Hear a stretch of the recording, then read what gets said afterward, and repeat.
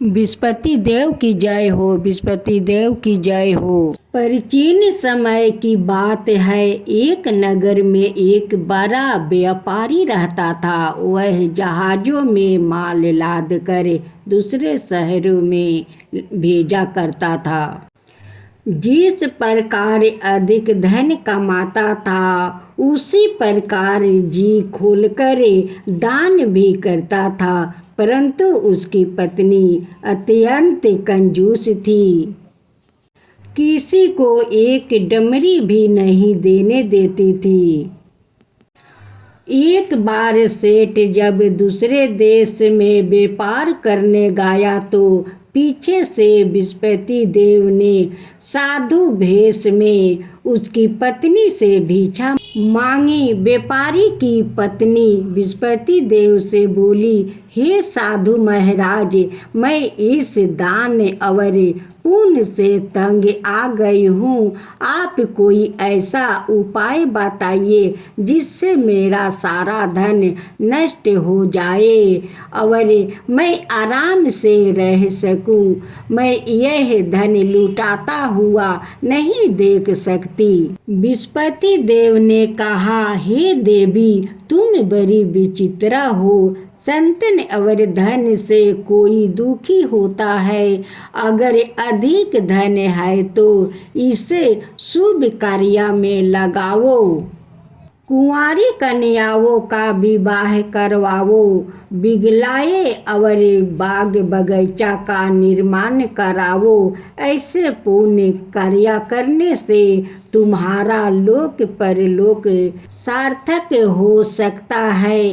परंतु साधु की इन बातों से व्यापारी की पत्नी को खुशी नहीं हुई। उसने कहा, मुझे ऐसा धन की आवश्यकता नहीं है जिससे मैं दान दूं।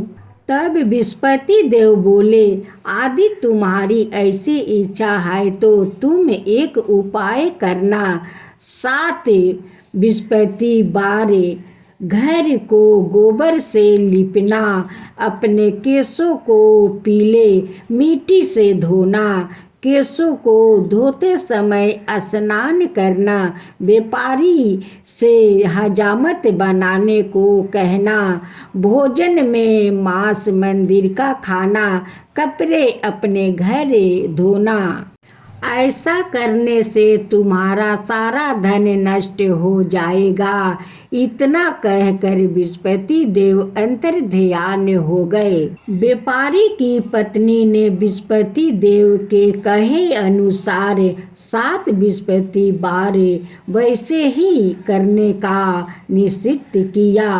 केवल 3 विस्पति बार बीते थे कि उसी समस्त धन संपत्ति नष्ट हो गई और वह परलोक सिधार गई। जब व्यापारी आपस आया तो उसने देखा कि उसका सब कुछ नष्ट हो चुका है। उस व्यापारी ने अपनी पुत्री को संताना दी और दूसरे नगर में जाकर बस गया। वहाँ वो जंगल से लकड़ियाँ काट कर लाता और शहर में बेचता। इस तरह वह अपनी जीवन व्यतीत करने लगा। एक दिन उसकी पुत्री ने दही खाने की इच्छा प्रकट की, लेकिन व्यापारी के पास दही खरीदने के पैसा नहीं थे। वह अपनी पुत्री को आश्वासन देकर जंगल में लकड़ी काटने चला गया। वहाँ एक वृक्ष के नीचे बैठा अपनी पूर्वक दशा पर विचार करके रोने लगा। उस दिन विस्पति बार था। तभी वहाँ विस्पति देव साधु के रूप में सेठ के पास आया और बोले, हे मनुष्य, तू इस जंगल में किस चिंता में बैठे है? तब व्यापारी बोला, हे महाराज, आप सब कुछ जानते हैं। इतना कहकर व्यापारी अपनी कहानी सुनाकर रो पड़ा। बृहस्पति देव बोले, देखो बेटा, तुम्हारी पत्नी ने बृहस्पति देव का अपमान किया है, इसी कारण तुम्हारा यह हाल हुआ है। लेकिन अब तुम किसी प्रकार की चिंता मत करो। तुम गुरुवार के दिन बृहस्पति देव का पाठ करो। 2 पैसे के चने और गुड़ को लेकर जल के लोटे में शक्कर डालकर वह अमृत और प्रसाद अपने परिवार के सदस्यों और कथा सुनने वालों में बांट दो। सवाए भी प्रसाद और चनामृत लो। भगवान तुम्हारा अवश्य कल्याण करेंगे। साधु की बात सुनकर व्यापारी बोला, महाराज, मुझे तो इतनी भी नहीं बचता कि मैं अपनी पुत्री को दही लाकर दे सकूं। इस पर साधु जी बोले, तुम लकड़ियाँ शहर में बेचने जाना। तुम्हें लकड़ियों के दाम पहले से चौगुने मिलेंगे, जिससे तुम्हारा सारे कार्य सिद्ध हो जाएंगे। उसने लकड़ियाँ काटी और शहर में बेचने के लिए चल पड़ा। उसकी लकड़ियाँ अच्छे दाम में बिक गई, जिससे उसने अपनी पुत्री के लिए दही लियाया और गुरुवार का दिन कथा हेतु चना गुड़ लेकर कथा की और प्रसाद बांट कर सवाए भी खाया। उसी दिन से उसकी सभी कठिनाइयाँ दूर होने लगी। परंतु अगले बृहस्पतिवार को वह कथा करना भूल गया। अगले दिन वहाँ के राजा ने एक बड़े यज्ञ का आयोजन कर पूरे नगर के लोगों के लिए भोजन का आयोजन किया। राजा की आज्ञा अनुसार पूरे नगर राजा के महल में भोजन करने गया। लेकिन व्यापारी उसकी पुत्री तनिक विलंब से पहुँचे। उन दोनों को राजा ने महल में ले जाकर भोजन करवाया। जब वो दोनों लौट कर आए, तब रानी ने देखी कि उसकी खूंटी पर टंगी हार गायब है। रानी को व्यापारी और उसकी पुत्री पर संदेह हुआ कि उसका हार उन दोनों ने ही चुराया है। राजा की आज्ञा से उन दोनों को कारावास की कोठरी में कैद कर दिया गया। कैद में पड़कर दोनों अत्यंत दुखी हुए। वहाँ उन्होंने बृहस्पति देवता का स्मरण किया। बृहस्पति देव ने प्रकट होकर व्यापारी को उसकी भूल का अभ्यास करवाया और उन्होंने सलाह दी कि गुरुवार के दिन 3 कैद खाने के दरवाजे पर तुम्हें 2 पैसे मिलेंगे। उनसे तुम चने और मुनका मंगवाकर विधि पूर्वक बृहस्पति देवता का पूजन करना। तुम्हारे सब दुख दूर हो जाएंगे। बृहस्पतिवार को कैद खाने का द्वार पर उन्हें 2 पैसे मिले। बाहर सड़क पर एक स्त्री जा रही थी। व्यापारी ने उसे बुलाकर गुड़ और चने लाने को कहा। इस पर वह स्त्री बोली, मैं अपनी बहू के लिए गहने लेने जा रही हूँ, मेरे पास समय नहीं है। इतना कहकर वह चली गई।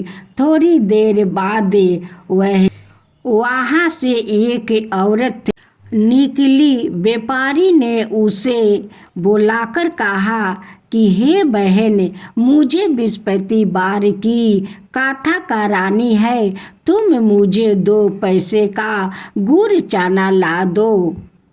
विस्पति देव का नाम सुनकर वह स्त्री बोली, भाई मैं तुम्हें अभी गुड़ चाना लाकर देती हूँ। मेरा एकलौता पुत्र मर गया है।